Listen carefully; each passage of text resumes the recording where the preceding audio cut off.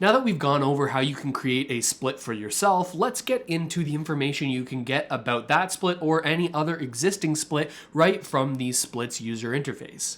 If you've connected your wallet, you can see all of the splits that you are earning from down here in this section, or if you want to navigate to a different split, you can type in that split's contract address in this side search bar. Now let's go into this and use Headless Chaos or the Chaos split as an example. Every individual split has its own detail page that looks like this, and it communicates all of the info about the split and all of the rules associated with it. First off, we have the address bar. Now, when we hover over this address bar, it'll actually show us the contract address for this split. We can click it to copy that contract address, or additionally, we can go and click this button here to view the split on Etherscan. From here you can see all different kinds of transactions related to this split, and as we look closer here you can see that the contract address listed here on Etherscan matches the one that is back on the split specific page right here.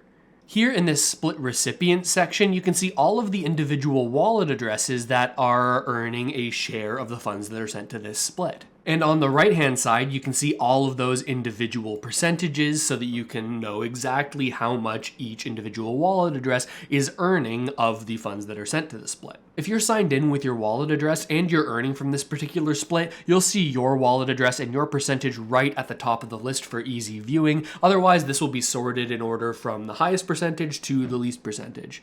In a previous video, we talked about what controllers are, but if your split has a controller, meaning there's a wallet address that can change the percentages and the addresses included in the split, well then you'll see that indicated via this badge here beside the wallet address, and additionally you can see that in this info box right at the top of the page. In this top right corner, you can see additional information about the earnings over the lifetime of this split. You can see for this particular split, the lifetime earnings are $739,000, and you can see that 454 ETH approximately has been distributed. Now, for this individual split, all of the funds inside of it have already been distributed, but what does it look like if we have tokens in here that haven't been distributed? Let's switch over to an additional split so I can give you a better example of this. In this split, you can still see the total earned and the total distributed over the lifetime of the split, but there's this additional balances section and this blue tooltip. In the balances section, you can see these different token amounts that have been sent to the split, but have not yet been distributed. You'll remember from previous videos that splits follow a pull-based payment model. This means that these balances over here are going to need to be distributed.